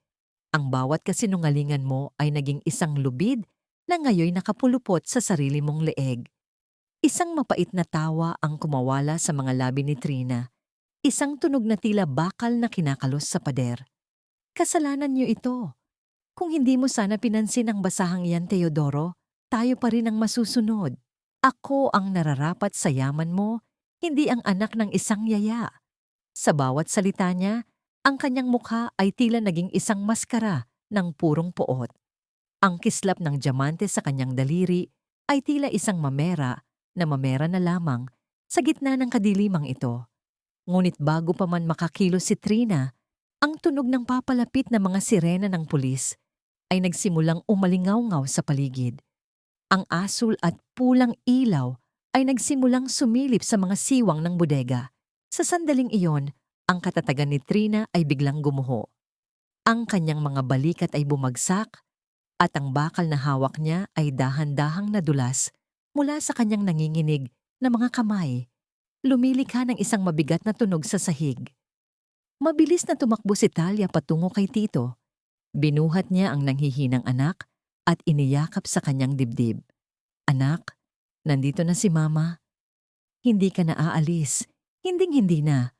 Ang iyak ni Talia, ang kanyang mga luha ay pumapatak sa maputlang pisngi ng bata. Ang init ng katawan ni Talia ay tila naging isang gamot na dahan-dahang nagpapakalma sa mabilis na pintig ng puso ni Tito. Sa labas ng bodega, ang mga awtoridad ay nagsimulang pumasok. Si Trina ay dahan-dahang iginapos. Ang kanyang mga mata ay walang buhay habang inilalayo sa lugar. Ngunit ang tunay na karma ay hindi lamang natatapos sa rehas ng bilangguan.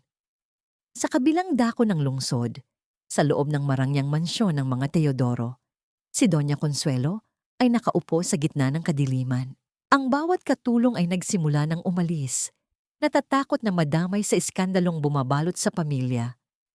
Nananatili ang matandang donya sa kanyang tronong silya, habang ang paligid niya ay tila naging isang libingan ng kanyang mga ambisyon. Ang bawat brilyanteng pag-aari niya ay tila naging mga bato na nagpapabigat sa kanyang paghinga. Ang kanyang kaisa-isang anak ay tumalikod na sa kanya. Isinusuko ang lahat ng yaman para sa isang buhay na wala siyang kinalaman. Ang katahimikan sa mansion ay tila isang hatol ng habambuhay na pagkakaisa. Bakit ba ang yaman ay tila isang mapanlinlang na anino, nangangako ng lahat, ngunit sa huli ay iniiwan kang walang-wala? Paano mo matatamasa ang ginto kung ang kapalit nito ay ang kaluluwa ng sarili mong pamilya? Bumalik ang atensyon ni Teodoro kay Talia at sa bata. Lumapit siya at dahan-dahang lumuhod sa harap ng mag-ina. Ang kanyang mga mata ay puno ng pagsisisi na tila isang karagatang walang hangganan. Ang bawat pintig ng kanyang puso ay tumatawag sa pangalan ni Talia, humihingi ng isang pagkakataong itama ang lahat ng kanyang pagkakamali. Talia, ang pabulong na sabi ni Teodoro. Ang kanyang boses ay tila isang hanging puno ng pangako. Hayaan mo akong magbayad sa bawat luhang pumatak sa iyo. Hayaan mo akong maging ama na nararapat para kay Tito. Isinusuko ko ang lahat, Talia. Sapat na sa akin na makuha ko ang kapatawaran niyo. Tumingin si Talia kay Teodoro. Sa gitna ng dumi at hirap, nakita niya ang isang bagong tao. Isang lalaking handang iwan ang lahat para sa kanila. Ang bawat hapdi ng nakaraan ay tila dahan-dahang nahuhugasan ng katapatan ng lalaki. Ngunit ang sugat ng puso ay hindi ganoon kadaling maghilom. Dahan-dahang binuhat ni Teodoro si Tito mula sa bisig ni Talia, isang kilos na puno ng pag-iingat na tila humahawak ng pinakamahalagang kayamanan sa mundo. Ang bawat hakbang nila palabas ng bodega ay tila isang paglalakad patungo sa isang bagong simula. Habang ang ulan ay dahan-dahang humihinto, nagbibigay daan sa paglabas ng unang sinag ng bukang liwayway. Mama, tingnan niyo po. Ang bilis ko na pong tumakbo, hindi na po sumasakit ang dibdib ko. Ang boses ni Tito ay tila isang masayang kanta na humahalik sa hanging dagat ng Cebu. Nakatayo si Talia sa maputing pampang, pinagmamasdan ang kanyang anak na masiglang nakikipaghabulan sa mga alon. Ang mga pisngi ni Tito ay kulay rosas na ngayon, malayo sa maputlang anyo nito noong sila ay nasa loob pa ng mansyon. Ang bawat halakhak ng bata ay tila isang milagrong nagpapahilom sa bawat sugat sa puso ni Talia. Pagkatapos ng matagumpay na operasyon na itinaguyod ni Teodoro, pinili ni Talia na bumalik sa kanyang pinagmulan, ang payak na buhay sa probinsya, kung saan ang tanging yaman ay ang katahimikan at ang pagmamahal ng kanyang anak. Dahan-dahang lumapit si Talia sa dalampasigan. Ang kanyang mga paa ay lumulubog sa malambot na buhangin.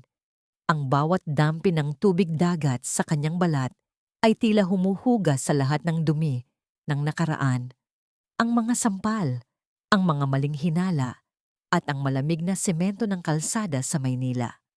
Ang kanyang puso ay hindi na isang basong nagkadurog-durog. Ito ay naging isang dalampasigan na natutong tumanggap sa bawat hampas ng alon, gaano man ito kalakas. Sa likuran ni Talia, narinig niya ang tunog ng mga yabag sa tuyong dahon ng niyog.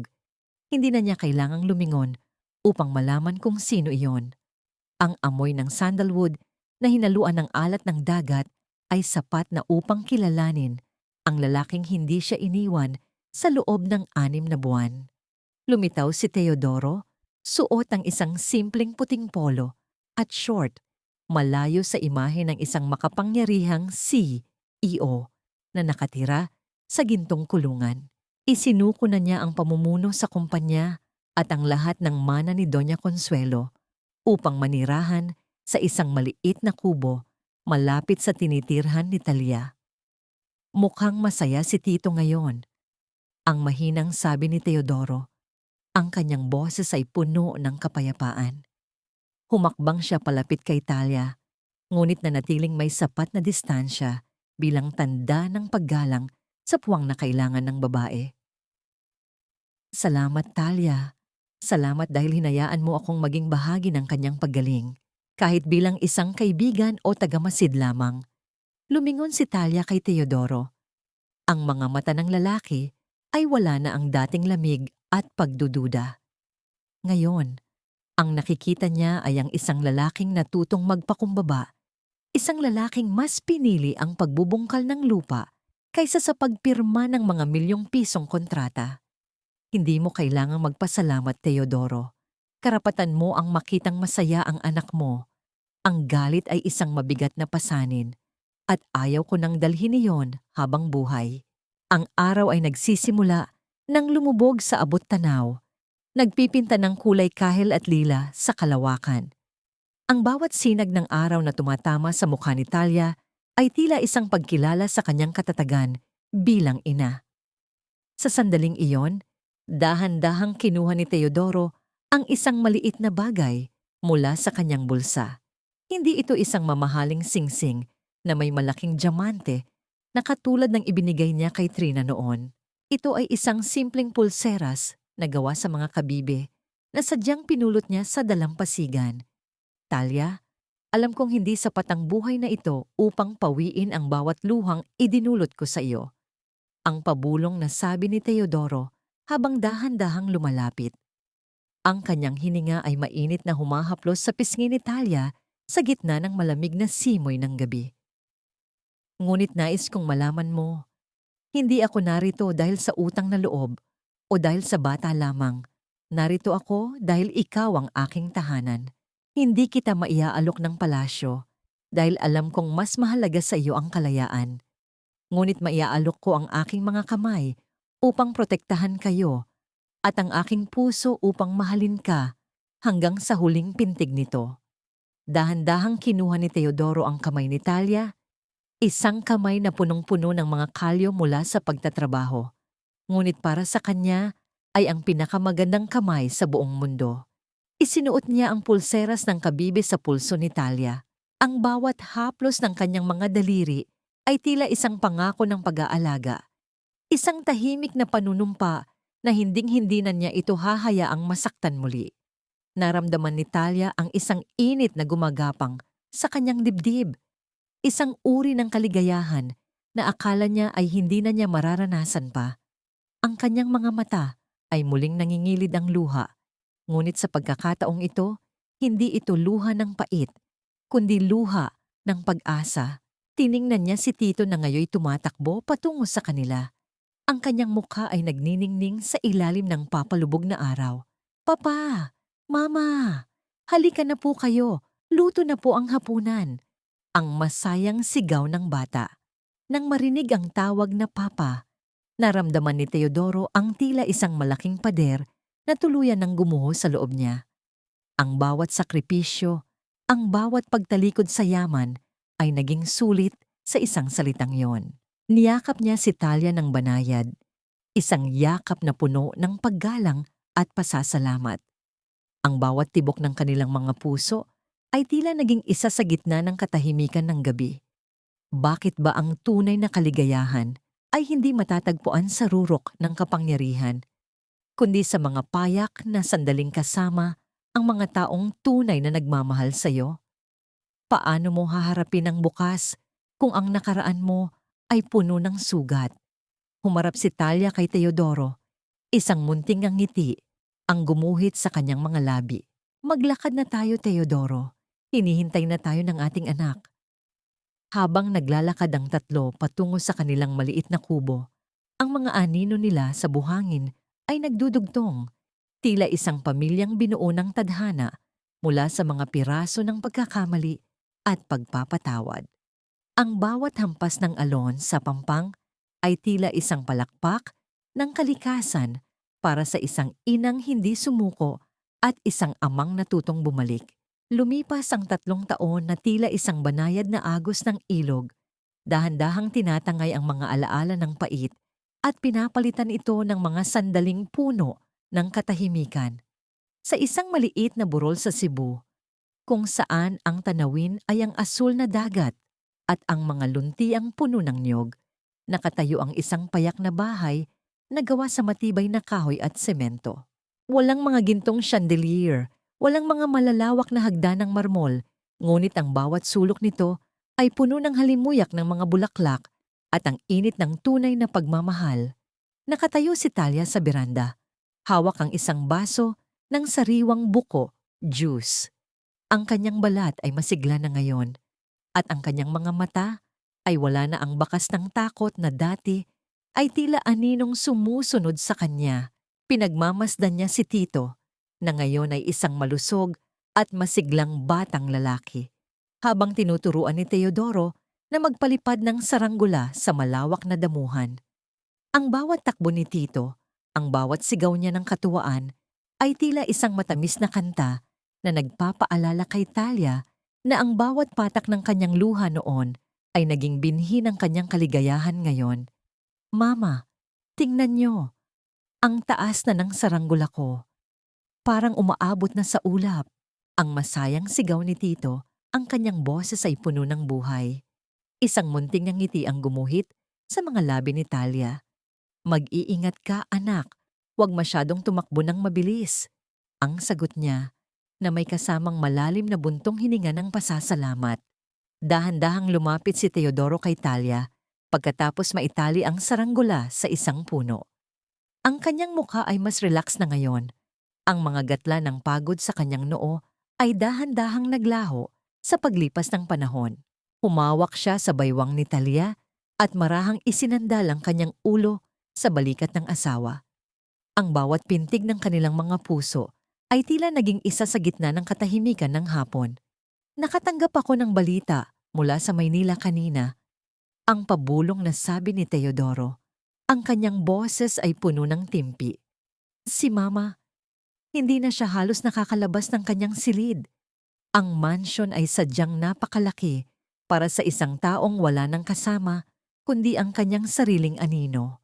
Tinanggihan niya ang lahat ng tulong, ngunit nagpadala siya ng isang sulat para sa iyo. Inabot ni Teodoro ang isang maliit at lumang sobre na may tatak ng pamilya Teodoro.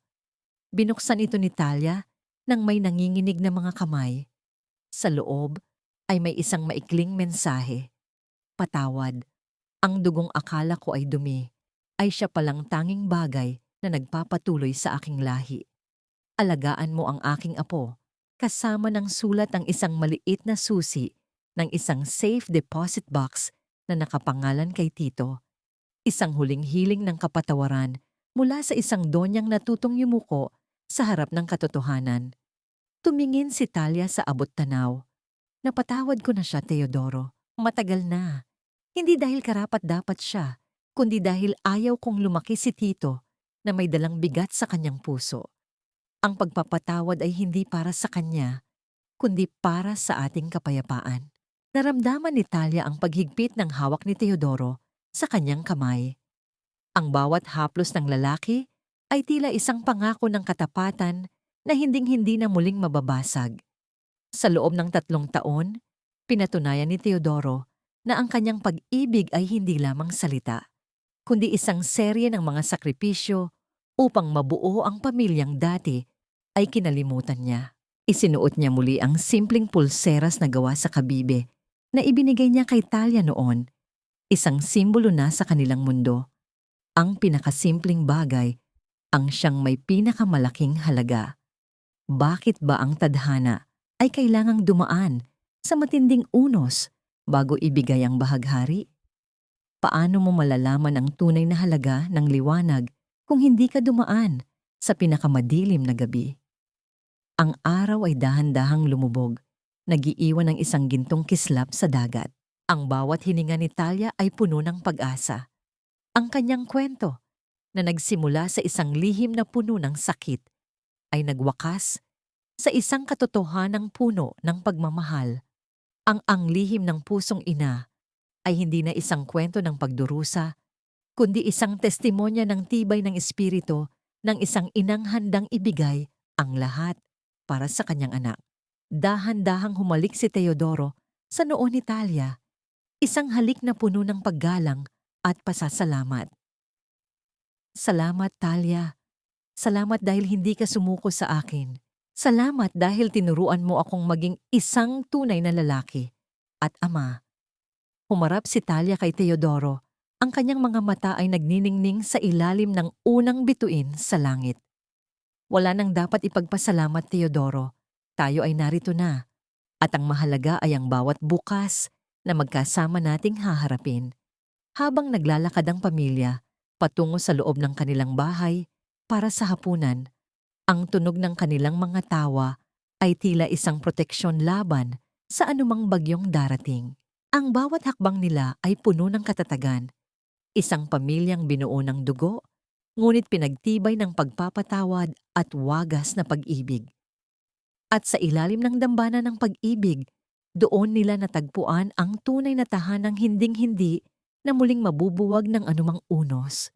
Minamahal kong mga tagapakinig, maraming salamat sa paglalakbay na ito kasama ko. Mula sa unang patak ng ulan sa Cebu hanggang sa huling ngiti ni Tito, naramdaman ko ang bawat pintig ng puso ninyo habang hinahabi ko ang bawat salita ng kwentong ito. Maraming salamat sa inyong pasensya at sa paglaan ng oras upang pakinggan ang boses ni Talia sa gitna ng kanyang katahimikan. Aaminin ko sa inyo, hindi naging madali ang pagbuo sa bawat kabanata. May mga gabing kinakailangan kong tumigil sa pagsusulat dahil sa bigat ng emosyon, lalo na noong sandaling kailangang bitawan ni Talia ang kanyang anak sa gitna ng ulan para sa isang kontratang binuo ng luha. Ang sakit na yon ay hindi lamang bunga ng aking imahinasyon. Ito ay hango sa mga totoong sakripisyo ng mga inang nakikita ko sa ating paligid. Mga inang handang maging tuntungan upang maabot lamang ng kanilang mga anak ang langit. Mga inang handang itapon ang sariling dangal para sa isang munting tibok ng puso.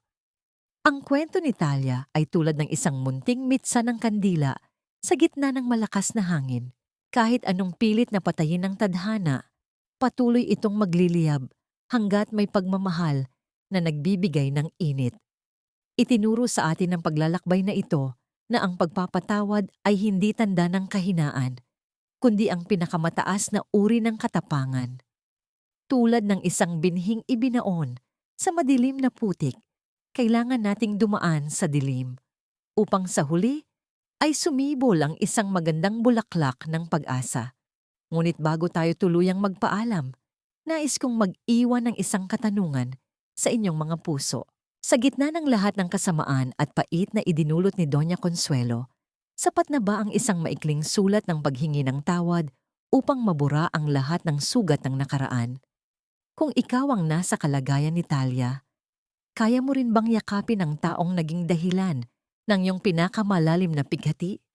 Sana ay nag-iwan ang lihim ng pusong ina ng isang munting liwanag sa inyong mga tahanan sa pagtatapos ng araw na ito. Kung ang kwentong ito ay humaplos sa inyong damdamin, lubos ko pong ikaliligaya kung ibabahagi ninyo ang inyong mga saloobin sa aming comment section. Huwag din pong kalimutang i-like ang ating video at mag-subscribe upang patuloy tayong magkasama sa mga susunod pang kwento ng paghilom, sakripisyo at wagas na pag-ibig. Hanggang sa muling pagkakataon, naway manatiling matatag ang inyong mga puso sa bawat hamon ng buhay.